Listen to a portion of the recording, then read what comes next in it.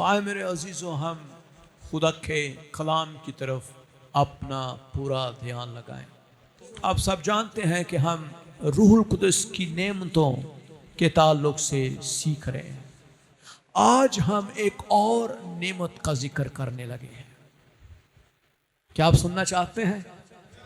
आपको पता है वो मैं कौन सी नेमत को बयान कर? बड़ी ही जबरदस्त, डायनामिक, बहुत ही एनर्जेटिक नेमत है।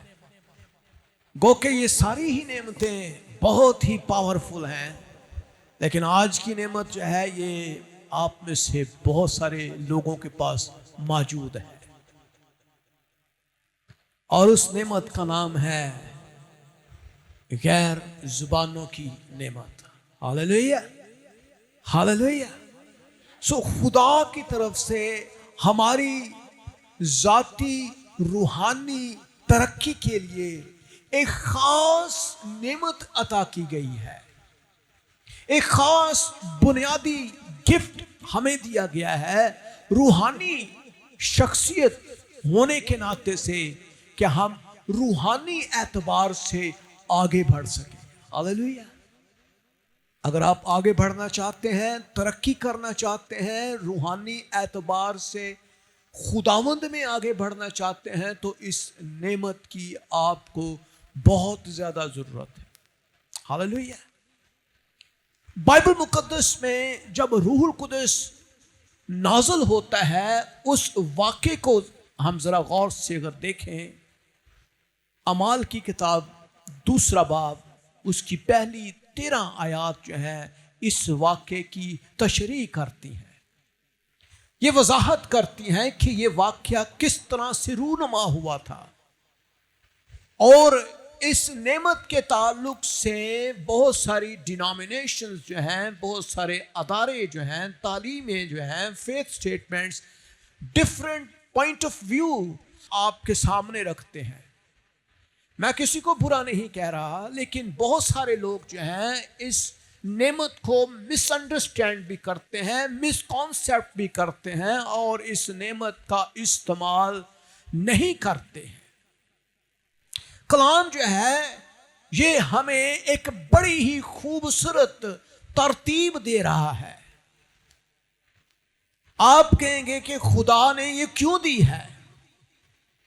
खुदा ने ये आपके लिए इसलिए मुहैया की है कि आप अपनी रूहानी जिंदगी में तरक्की कर सके।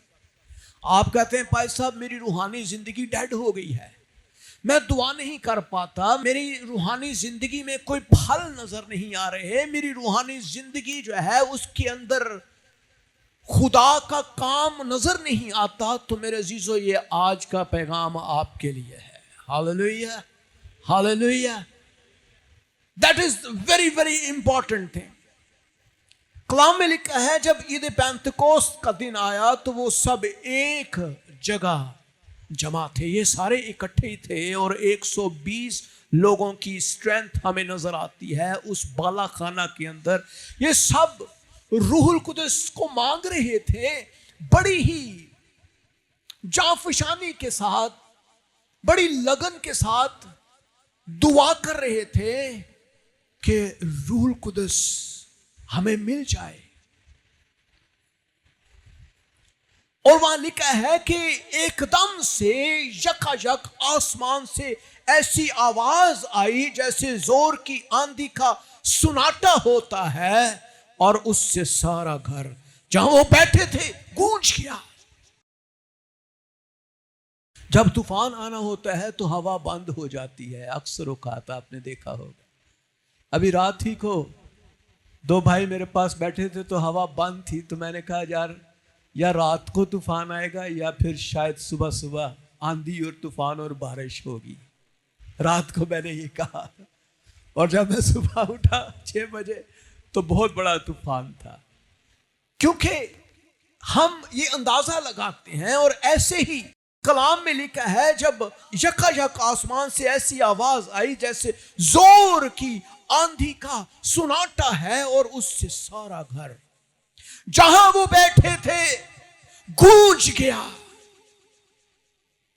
और उन्हें आग के शोला की सी फटती हुई जुबानें दिखाई दी और उनमें से हर एक पर आ ठहरी और वो सब रूहुल कुदस से भर गए और गैर जुबानें बोलने लगे, जिस तरह रूह ने उन्हें बोलने की ताकत बख्शी थी। मेरे अजीजों, ये वाक्या हमें अजीब लगता है, लेकिन ये वाक्या रसूलों के साथ हुआ है, खुदा के लोगों के साथ हुआ है। और खुदा ने अपने लोगों को एक माफाकुल फितरत कुव्वत अता की है ताकि वो खुदा के साथ बराह रास्त कलाम कर सके, बोल सके। Hallelujah, hallelujah. मेरे अजीजों, क्या आप खुदा के साथ बोलना चाहते हैं? आप कहेंगे भाई साहब, हम तो चाहते हैं कि खुदा से हम बोलें और हम खुदा से बोलें, खुदा हमसे बोले। क्या आप खुदा के साथ डायरेक्टली हम कलाम होना चाहते हैं? खुदा ने आपको एक खास जुबान दे रखी है और ये खास जुबान की फितरत यह है, इसकी इनफरादियत यह है कि इस जुबान को खुदा के सिवा और कोई नहीं समझता। हालेलुया। इंसानों को नहीं इसकी पता चलता, ना ही बदरूहें इसको समझ सकती हैं, ना ही इब्लीस इसको समझ सकता है, आसमानी मखलूकात भी इसको नहीं समझ सकती। ये सिर्फ आपकी रूह खुदा के साथ हम कलाम होती है। Hallelujah, hallelujah. और खुदा ने ये रूह हमें दिया है ताकि हम खुदा के साथ बात करके अपनी रूहानी तरक्की कर सकें। लेकिन आज हम देखते हैं इन रूहानी नेमतों को कलीसियाओं के अंदर बहुत सारी गलत फहमियों का शिकार बना दिया गया है। बहुत सारे लोग इससे लोगों को डराते हैं। गैर जुबाना ना बोलने की थे, ये तो खुदा ना खास्ता कोई गैर माबूदों की रूहें हैं।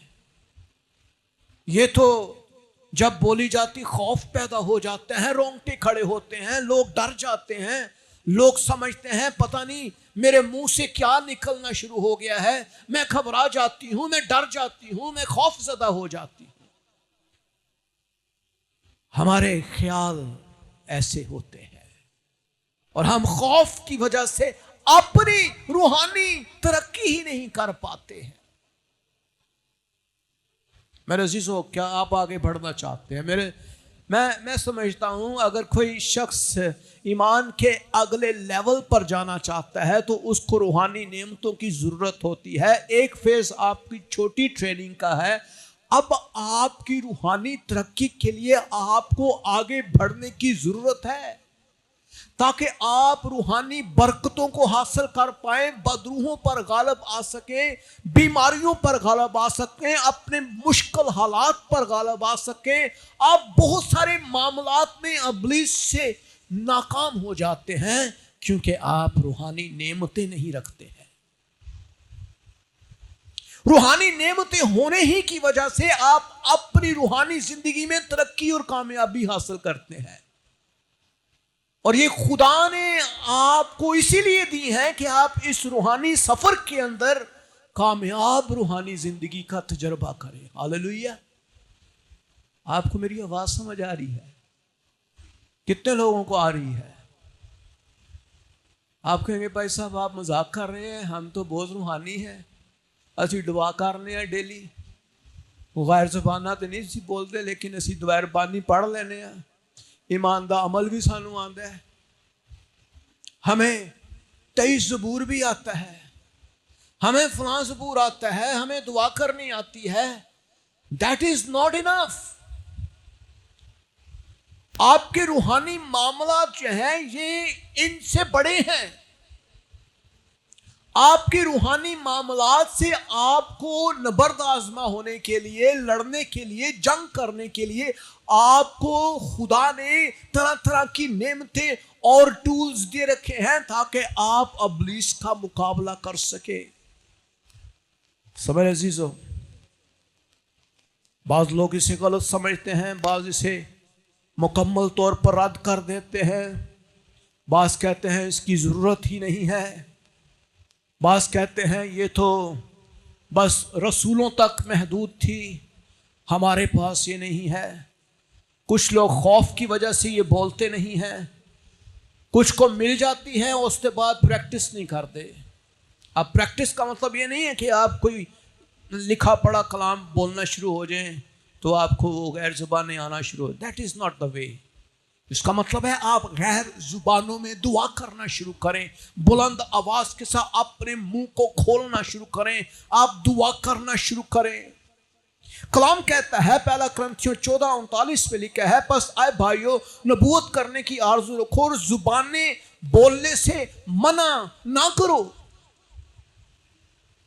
मना ना करो। तो हम लोग मना कर देते हैं, यार जुबाना ना बोली भाई, गैर जुबानों से हमें डर लगता है, गैर जुबानें बोलने से हमारे अंदर कपकपी आना शुरू हो जाती है, हम कांपना शुरू हो जाते हैं, खौफ आना शुरू हो जाता है। कुछ लोग गैर जुबानें जोश के साथ बोलते हैं, कुछ आहिस्ता बोलते हैं। मैं तो गैर जुबानों में गीत गाता हूँ, प्रस्तुति करता हूँ, गैर जुबानों में मैं उठते बैठते मैं दुआ करता रहता हूँ। गैर जुबानें मेरे लिए ऐसे ही हैं जैसे एक आम उर्दू या इंग्लिश जुबान है। सुन, जुबानों का जो गिफ्ट है ये खुदा ने आपको दिया है। खुदा ने ये गिफ्ट इसीलिए दिया है ताकि आप रूहानी तौर पर किसी एक जगह पर ठहरे ना रहे, आप आगे बढ़ते रहें। ठहरा हुआ जो पानी है वो भी छप्पड़ बन जाता है और छप्पड़ से बदबू आना शुरू हो जाती है। लोग छप्पड़ों को पसंद नहीं करते, तालाबों को पसंद नहीं करते। लोग किन्हें पसंद करते हैं? जो बहते हुए चश्मे हैं, जो बहता हुआ दरिया है। हालेलुया। बहते पानी जो है वो साफ होते हैं, बहते पानी को लोग इस्तेमाल करते हैं, पीते हैं, उससे बरकत पाते हैं। लेकिन ठहरा पानी बदबूदार है। आप किसी जगह ठहर गए हैं तो फिर आए, शुरू करें दोबारा से।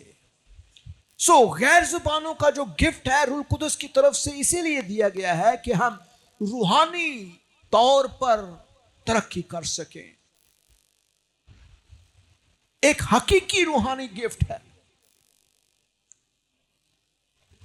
और कलाम में जैसे मैंने पहले हवाला पढ़ा, पिछले संडे को भी वही हवाला, पहला कुरिन्थियों 12 बाब उसकी 7वीं आयत से अगर हम देखें 11वीं आयत तक का हवाला, तो ये वहां हमें यही मिलता है। किसी को मौजज़ों की कुदरत, किसी को नबूवत, किसी को रूहों का इम्तियाज, किसी को तरह तरह की जुबानें, किसी को जुबानों का तर्जमा। लेकिन ये सब तासीरें वही एक रूह करता है, जिसको जो चाहता है बांटता है। मरकस की अंजील 16 बाब 17 आयत में लिखा है, और ईमान लाने वालों के दरमियान ये मौजज़े होंगे, वो मेरे नाम से बदरूहों को निकालेंगे, नई नई जुबानें बोलेंगे, सांपों को उठा लेंगे। अगर कोई हलाक करने वाली चीज पिएंगे तो उन्हें कुछ जरर ना होगा, वो बीमारों पर हाथ रखेंगे तो वो अच्छे हो जाएंगे। Hallelujah, hallelujah. नई नई जुबानें बोलेंगे। बहुत सारे लोग आज भी गैर जुबानों के इस गिफ्ट से महरूम हैं और उसकी वजह से वो दुख उठा रहे हैं, वो गालिब नहीं आ पाते हैं। लेकिन मेरे अजीजों, जब तक आप रूह कुदस के बपतिस्मे को हासिल नहीं करेंगे, आप अगले लेवल में नहीं जा पाएंगे।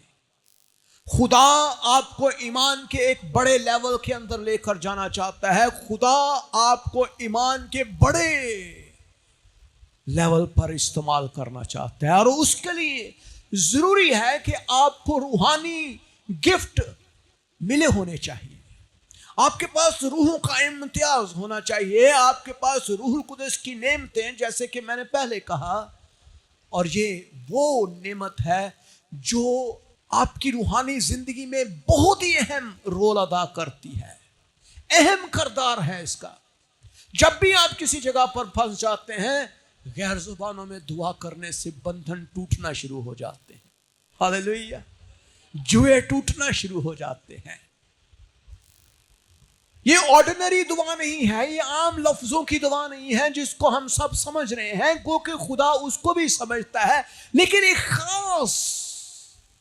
खास नॉलेज खुदा देना शुरू कर, एक खास जो है कुव्वत आना शुरू हो जाती है, एक खास सोर्स मुहैया करना शुरू। और हम खुदा की उस दी हुई नेमत को इस्तेमाल करते हुए हम खुदा की ऐसी कुव्वत को इस्तेमाल करते हैं जो हमें उस वक्त के लिए दरकार होती है जिससे हम लड़ रहे हैं। हो सकता है आप बीमारी से लड़ रहे हैं, आप बदरूहों से लड़ रहे हैं, घर में बहुत सारे मुश्किल मामलात हैं, हालात खराब हैं, मुश्किल में हैं, परेशानी में हैं। क्या आपने कभी इस चीज का तजर्बा किया है कि मैं झुकूं, मैं दुआ के साथ ना हो, मैं आज से गैर जुबानों में दुआ करना शुरू करूंगा? कभी आप तजर्बा करके देखें, लोग घंटों घंटे गैर जुबानों में दुआ करते हैं। कभी आप अफ्रीकन मिनिस्ट्रीज के अंदर जाकर देखें, जो अफ्रीका के अंदर मिनिस्ट्रीज, जो खुदा ने उनको जादूगरों के ऊपर गलबा दिया, खुदा ने बड़े बड़े काम उनकी जिंदगियों में किए। और आज अगर आप देखें तो वो घंटों घंटे सिर्फ गैर जुबान में दुआ करते हैं, अकेले में बैठ के। और अगर ग्रुप में हैं तो वो ग्रुप में अकेले में गैर जुबानों में दुआ करते हैं। Hallelujah, hallelujah, hallelujah. सो मेरे अजीजों, अगर आप गालिब आना चाहते हैं तो इस नेमत को इस्तेमाल करना शुरू करें। आप देखिए, रसूलों की जिंदगियों में भी यही काम होता है। रसूल जो है, उनको जब गैर जुबानें मिलती हैं वो उनका इस्तेमाल करना शुरू कर देते हैं। और कलाम में लिखा है, अमाल 10 बाब उसकी 44वीं आयत में पतरस का ये हवाला है। पतरस ये बातें कह ही रहा था, रूहुल कुदस उन पर नाज़िल हुआ जो कलाम सुन रहे थे। और पतरस के साथ जितने मखतून ईमानदार थे वो सब हैरान हुए कि गैर कौमों पर भी रूहुल कुदस की बख्शिश जारी है, क्योंकि उन्हें तरह तरह की जुबानें बोलते और खुदा की तामजीद करते सुना। तो ये नेमत जो है ये हर शख्स के लिए है जो खुदा से प्यार करता है। क्या आप खुदा से प्यार करते हैं? खुदा से प्यार करते हैं? क्या आप खुदा से प्यार करते हैं? हालेलुया। मेरे अजीजों, खुदा से प्यार करने का हरगिज सिर्फ ये मतलब नहीं है कि आप सिर्फ खुदा को अपना बाप समझते हैं, ये नहीं है। आप इस दुनिया में एक मिशन लेकर पैदा हुए हैं। आप एक बादशाह के बेटे हैं, बादशाह के बेटे। जरा अपना तसव्वुर करके देखें, आप बादशाह के बेटे हैं, आप शहजादों में से हैं। शहजादों का काम सोना नहीं है, आप शहजादों में से हैं। शहजादे जो हैं वो हुकूमतों को चलाते हैं। हालेलुया। और सिर्फ ऐ नहीं कहते मेरे गोडे च दर्द, मेरे सिर च दर्द, मेरी अखां च दर्द, मेरी कमर च दर्द, मेरी गर्दन च दर्द। सारा जिस्म ही भाई साहब दर्द ना भरिया है। ते गलबा किस तरह मिलना है? गलबा जो है रूहुल कुदस आपको दे रहा है। रूहुल कुदस की बख्शिश जो है ये आपके लिए इसीलिए जारी है कि आप गलब आ सकें।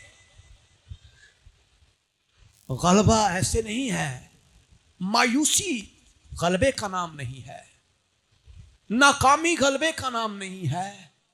इब्लीस आपके ऊपर जोर से हमलावर होता है। ऐसे नहीं हमला प्यार में करके मारे इब्लीस तो लपड़ नहीं है। इब्लीस जब थप्पड़ मारता है तो आपको वो बहुत जोर से मारता है, आपको हिला देता है, आपका घर उजड़ जाता है, तबाही आपके घर में आना शुरू हो जाती है। लेकिन गालिब आने वाले लोग जो हैं वो रूह कुदस की नेमतों का सहारा लेते हैं, उनके पास नेमतें मौजूद हैं। ज़रा गौर करें, एक फौजी जो है जबकि उसके पास तमाम तरह के औजार और उसके पास हथियार मौजूद ना हो, कैसे गालिब आएगा? एक फौजी को बहुत कुछ होता है, फौज जो है उसको सारी चीजें मुहैया करती है। कहीं वो गिर जाए तो वो किस तरह से अपने हेडक्वार्टर के साथ नेटवर्क कनेक्ट कर सकता है, कैसे वो अगर समुंदर की गहराई में भी है तो वहां से भी उसको हुकूमत निकाल कर ले जाती है, क्योंकि उसका नेटवर्क उसको कनेक्ट कर देता है। हालेलुया। आप जिस बादशाहत के आप फौजी हैं, आपका नेटवर्क कहां पे है? ताड़ा नेटवर्क किदे नाल कनेक्ट होया है? आप किसी जगह गिरे हुए हैं, परेशान हैं, बदहाल हैं, मायूस हैं, नाकाम हैं, आपके हथियार कहां हैं? आपकी फौज ढूंढ रही है आपको, वो ढूंढ रही है हमारा फौजी किधर चला गया है। और फौजी कह रहा है जी मैनू सौन दो, मैं मुर्दा ही ठीक है, मैनू मरिया ही रहन दो। फौजी ऐसे नहीं होते हैं। फौजियों की शक्ल जी है ना दूर ही पता चल जाती है फौजी ने। दूर से ही फौजियों की पहचान, उनकी चाल चलन, उनकी बातचीत, उनके ख्याल, उनकी सोचें, उनकी बातें, उनका किरदार, उनकी तमाम चीजें फर्क ही होती हैं। Hallelujah, praise the lord. So मेरे अजीजों, हमें यह गिफ्ट दिया गया है। पहला कुरिन्थियों 12:10 में लिखा है, किसी को तरह तरह की जुबानें, किसी को जुबानों का तर्जमा करने की कुदरत दी गई है, और ये खुदा की तरफ से दी गई है। किसी इंसान ने आपको नहीं पढ़ाई है, ना कोई सबक आपको मिला है, ना को आपको किसी ने कहा कि भी इंज लफ्ज बोली, जोर ना बोलता जाए तो तेन रूह कुदस का बपतिस्मा हो जाएगा। ऐसे नहीं है। ये रूह कुदस आपके ऊपर जब जोर से नाज़िल होता है तो आपकी जुबान बदल जाती है। किन किन को यह तजर्बा हो चुका है? जरा हाथ खड़ा कीजिए। हालेलुया। सो जुबानों का तोहफा सिर्फ जज्बाती कैफियत का नाम नहीं है, ना ही ये जोश का नाम है। भी रूह कुदस जदों आंदा है तो तुसी ऐं करना शुरू हो जाना, जोर ना बोलना शुरू हो जाना, रोंगटे खड़े हो जाएं और आप बहुत ज्यादा ऊंचा बोलें तो बड़ा जनाब रूह कुदस ताड़े ते आया है। ये नहीं है, ये कुछ जज्बाती कैफियत नहीं है, बल्कि ये खुदा की तरफ से दी गई आपके अंदर एक रूहानी कैफियत है। ये किसी इंसान ने नहीं सिखाया है, ये नफ्सियाती असर नहीं है, इंसानी कोशिश का नतीजा नहीं है, खुदा ने आपको दिया है गालिब आने के लिए। हालेलुया। आप गालिब आना चाहते हैं? कौन कौन चाहता है कि जी मैं गालिब आऊं? ते अज तो गैर जुबाना च दुआ करना शुरू कर दियो। तुसीं कहो कि भाई साहब मेरे को तो निकलदियां नहीं गैर जुबाना। मिलिया है सी जो तुसीं दुआ की, हथ रखिया, मैं बोलिया, पर उस तो बाद नहीं डर लगता है बोलन तो। कई लोग मुझे कहते हैं भाई साहब डर लगता है, बोलता हूं 2 लफ्ज बोलते हैं, उसके बाद इब्लीस कहता ना बोली, क्योंकि तेनों तो पता ही नहीं तू बोलना की पे है, तेनों पता ही नहीं है तू बोलना की पे है। मुझे बताएं, क्या आप सिर्फ ईमान से यीशु को कबूल नहीं कर सकते? क्या सारी चीजें समझना जरूरी है? सारी चीजें समझना जरूरी है। खुदा के खादम बिली ग्रैम का मैसेज एक मैं सुन रहा था। उन्होंने कहा कि मैं नौजवान था तो हमें टीवी का पता ही नहीं था, हमें रंगीन टीवी का भी नहीं पता होता था। तो वो कहते हैं जब रंगीन टीवी मैंने पहली दफा देखा तो मैंने उसको बंद कर दिया, क्योंकि मैं मैं ये समझता ही नहीं था कि रंगीन टीवी किसी दुनिया के किसी कोने में बैठा हुआ शख्स बराह रास्त उसी वक्त सेम टाइमिंग पे मुझे टीवी में नजर आ रहा है। तो इसका क्या मतलब है? अगर आप उन टेक्नोलॉजी को पहले समझें, पहले सीखें, पहले किताबें पढ़ें, फिर आप टीवी को देखेंगे, मुझे बताएं क्या ये सही है? मुझे बताएं, आपको क्या पता है खुदा कैसे काम करता है? खुदा को हमने ईमान से कबूल किया है, ईमान से कबूल किया है। हमें ईमान रखना चाहिए कि खुदा की जो बख्शिश है ये भलाई के लिए है, खुदा का जलाल उससे जाहिर होता है। बड़ी खूबसूरत बात मुझे खुदा के खादम बिली ग्रैहम से मिली। वो कहते हैं जब मैं बचपन में था तो हमारे पास एक डेयरी फार्म हुआ करता था और उसमें हम गायों का दूध धोते थे। और वो कहते हैं कि मुझे ये समझ नहीं आती थी कि एक काली गाय सफेद दूध कैसे देती है। एक काली गाय सफेद दूध दे के पीला मक्खन कैसे पैदा कर देती है। भाई आपको समझ नहीं आती तो क्या है? एक काली गाय हरी घास खाती है, सफेद दूध देती है, पीला मक्खन पैदा कर दी है। हुण तुसी दुध ना पियो कि मैनू तो समझ ही नहीं है इस चीज की, तो इसका मतलब यह है कि फिर मुझे समझ नहीं है तो मैं तो दूध पीना छोड़ दूं। भाई पहले मैं जाके गां को पूछा, मैनू दस कि चिट्टा दूध किस तरह तो देनी ताकि मैं दूध पिया। मुझे बताएं क्या ऐसा होना चाहिए? अब देखिए रूल कुदस तो आपको मिल रहा है, अब आप उसकी ABCD कहां से ढूंढें? खुदा ने आपको दिया है, जरूरी नहीं है कि आप उसकी तह तक जाएं तो फिर आपको पता चले जी हुण मैं गैर जबाना बोलांगी, क्योंकि मैनू हुण पता चलिया गैर जबाना का मतलब की है। भाई गैर जुबानें आपको दी हैं, खुदा ने दी हैं, मैंने नहीं दी है, किसी इंसान ने नहीं दी है। आपका काम है उसको बोलना, खुदा के साथ बात करना। इसलिए जरूरी नहीं होता कि हम बहुत सारी चीजों की गहराई में ही जाएं तो फिर ही हमें समझ आएगी कि खुदा क्या है। खुदा बहुत सारी चीजें आप पर वाज़िया नहीं करता है।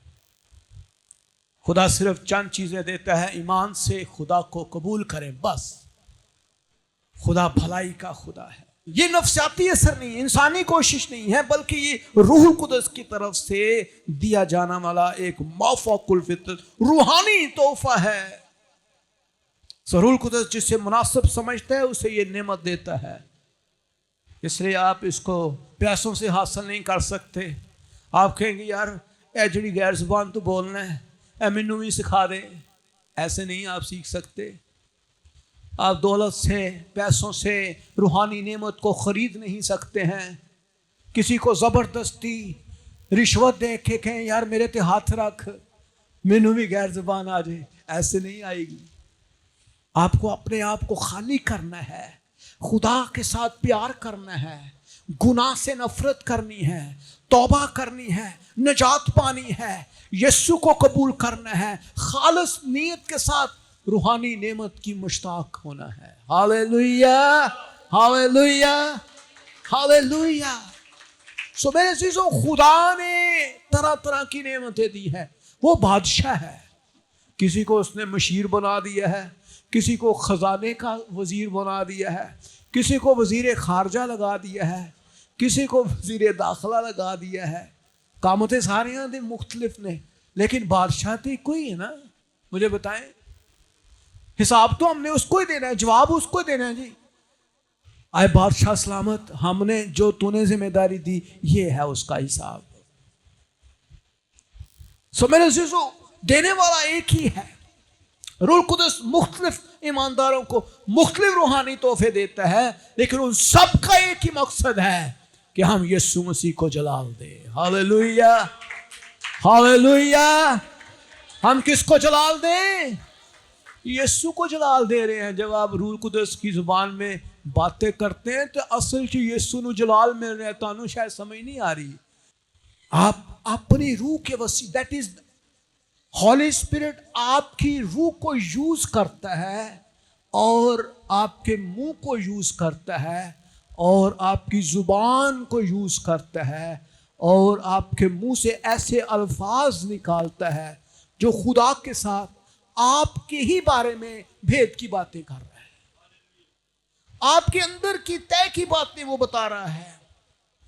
और आप खुदा से कह रहे हैं, खुदा मुझे माफ कर दे, मेरी ये जरूरत है, मेरी ये मुझे कुव्वत है, मुझे। इसलिए कभी कभी जब आप गैर जुबानों में दुआ करना ही शुरू करते हैं तो एकदम से आप पावर फील करते हैं, रोंगटे खड़े हो जाते हैं, एकदम से आप कुव्वत को फील करते हैं, क्योंकि रूहुल कुदस की जुबान में जब एक लफ्ज ही बोलते हैं वो लफ्ज ही अजीब हो जाता है। एक दिन मैं छत पे रूहुल कुदस की जुबान में दुआ करना शुरू ही किया तो मुझे एकदम से एक लफ्ज आया और एक लफ्ज ने मुझे हिला कर रख दिया। और वो एक लफ्ज मुझे नहीं पता उसका तर्जुमा क्या है, लेकिन खुदावन से मैंने कहा, खुदावन ये एक लफ्ज ने मुझे हिला कर रख दिया है। तो खुदा की तसल्ली मेरे अंदर आई और खुदा ने कहा कि ये जो लफ्ज तूने बोला है ये वो लफ्ज है जिसने आसमान को तेरे लिए हिला कर रख दिया है। Hallelujah, hallelujah. सो इसलिए मेरे अज़ीज़ों, अगर आप बेगाना जुबान में दुआ करते हैं, आपकी अक्ल तो बेकार होती है, मगर आप रूह में दुआ कर रहे होते हैं, आप रूह में दुआ कर रहे होते हैं, रूह में प्रस्तुत कर रहे होते हैं। और कलाम कहता है, मैं रूह से भी गाऊंगा और अकल से भी गाऊंगा। गीत भी गाओ लेकिन वे गैर जुबाना भी, गीत भी गाएं, प्रस्तुत भी करें, उर्दू में भी, इंग्लिश में, अपनी जुबान में भी दुआ करें, लेकिन उसके अंदर आप गैर जुबानें इस्तेमाल करना शुरू। Hallelujah, hallelujah. आप हम्द करते हैं, प्रस्तुत करते हैं, शुक्रगुजारी करते हैं। सो समटाइम हमें इस नेमत का इस्तेमाल करना है और रूह कुदस हमें कुव्वत देता है। और कलाम हमें सिखाता है कि हमें खुदा के साथ बात करनी है, क्योंकि खुदा आपके साथ हम कलाम होता है, खुदा आपके साथ बोलता है। और खुदा ने आपको जुबानें दी हैं और जुबानों का जो गिफ्ट है खुदा के साथ जाती और गहरी रफाकत को मजबूत करता है, आपकी रूहानी कुव्वत के लिए है, आपकी जाती रूहानी तरक्की के लिए है। क्या आप तरक्की करना चाहते हैं? मैं फिर कह रहे हैं अभी 200 तरक्की करनी जे। हालेलुया। कौन कौन तरक्की का मतलब है शिफा पानी जे, बरकत पानी जे, दौलत पानी जे, ये सारिया चीज़ें मैं कह रहा हैं तरक्की करनी जे। सारिया का बड़ा हालेलुया निकले है। तरक्की का मतलब है ये सारी चीजें उसके अंदर है, शिफा भी है, कामयाबी भी है, अच्छी नौकरी भी है, अच्छा रोजगार भी, अच्छा कारोबार भी है। हालेलुया। तो फिर क्या करना है? हमने खुदावंद की दी हुई इन नेमतों को इस्तेमाल करना है। खुदा हमारी हर दुआ, हम्द और इबादत को समझता है। खुदा के साथ रूहानी कुर्बत एक नहायत कीमती नेमत है। और उर्दू जुबान कमज़ोर जुबान है, दुनिया की तमाम जुबानें कमज़ोर जुबानें हैं, क्योंकि ये आपकी अपनी बनाई हुई और ईजाद की हुई अल्फाज और अल्फ़ाबेट्स हैं। लेकिन खुदा ने आपको एक ऐसी माफौकुल फितरत जुबान दी है जिसको आपने बचपन से नहीं सीखा है, खुदा ने फौरन से आपको दे दी है और वो फिर आप बोलना शुरू कर दें। सो जुबानों का तोहफा ईमानदारों की रूहानी तरक्की का सबब है। इसलिए तरक्की करना चाहते हैं तो इसका इस्तेमाल करें। जब भी आप मुश्किल में होते हैं गैर जुबानें बोला करें, गैर जुबानों में दुआ किया करें। और जब आप जुबानों में अपनी तरक्की करते हैं और नबूवत करता है, वो कलीसिया की तरक्की करता है। तो जब कलीसिया के अंदर आप गैर जुबानें बोलते हैं, समटाइम कलीसिया में लोग जो है वो इसके लिए तैयार नहीं होते, वो समझते नहीं हैं और वो खौफज़दा भी हो जाते हैं। इसलिए इसकी एक तरतीब जो है वो हमें बाइबल मुक़द्दस में मिलती है कि जब आप कलीसिया में होते हैं तो आप गैर जुबानों के तर्जमे को यानी नबूवत को भी इस्तेमाल करें, नबूवत को भी इस्तेमाल करें। और जो नबूवत बोलने वाला है या नबूवत करने वाला है वो ज़्यादा मुकद्दम और मुअज़्ज़ज़ है, क्योंकि उसकी साहब को समझ आ जाती है। लेकिन रूहुल कुदस की ज़ुबान आपकी रूहानी तरक्की आपको दे रही है। मेरे अजीज़ों, हमें आगे बढ़ना है। हमें आगे बढ़ने के लिए खुदा ने इन तमाम चीज़ों को दिया है। इसलिए रूहानी तरक्की का मतलब है रूहानी तौर पर मजबूत होना, कायम होना। और यही खुदा चाहता है कि मेरे बेटे, मेरी बेटियां किसी एक जगह पे खड़े ना रहे, वो आगे बढ़ें। हालेलुया। आप किसी भी मुश्किल में हैं, खुदा आपको आज़ाद करना चाहता है। आप बीमारी में से लड़ रहे हैं, आप बेरोज़गारी से लड़ रहे हैं, आप डिप्रेशन में हैं, खौफ में हैं, अबतरी में हैं, कमज़ोरी में हैं, जो भी मुश्किल आपकी है खुदा से छुपी हुई नहीं है। खुदा आपको देख रहा है। खुदा की नज़रें आपके ऊपर ही नहीं, दुनिया की तमाम, इवन ये चूंटियों के ऊपर भी खुदा की नज़रें हैं। खुदा उनको भी खाना दे रहा है। आप तो बहुत अजीम हैं, आप तो बहुत ही करीब हैं। खुदा आपसे प्यार करता है और खुदा आपको सब कुछ देना चाहता है। इसलिए इन तमाम चीज़ों को यूज़ कर रहे हैं। ये खुदा ने आपको दी रखी है। ये खुदा का वो ज़िरा खाना है जहाँ से आपने अपने लिए हथियार चुनने हैं ताकि आप इब्लीस का मुकाबला कर सकें। हालेलुया। सो कौन कौन इसका इस्तेमाल करेगा आज से? खड़ा खड़ा चाहता है कि भी मैं तरक्की करा। कौन कौन चाहता है मैं तरक्की करूं? जो बच्चे पढ़ाई में आगे बढ़ना चाहते हैं, फेल हो रहे हैं, वो यह काम शुरू कर दो, तुसी पास हो जाओगे। पैसे कम है, रोजगार नहीं मिल रहा, बेरोजगारी है, बदरूहें तंग करती हैं, गैर जुबानें बोलना शुरू कर दें। इसका तजर्बा कौन कौन करना चाहता है? जिनको ये मिला है ज़रा वो हाथ खड़ा करें और खड़े हो जाए। ज़रा हम सब इसका तजर्बा करेंगे। हालेलुया। और क्वायर मेरे पास आ जाए। हम सब चंद लम्हों के लिए 10-15 मिनट सिर्फ गैर ज़ुबानों में दुआ करेंगे। And everybody will sing song.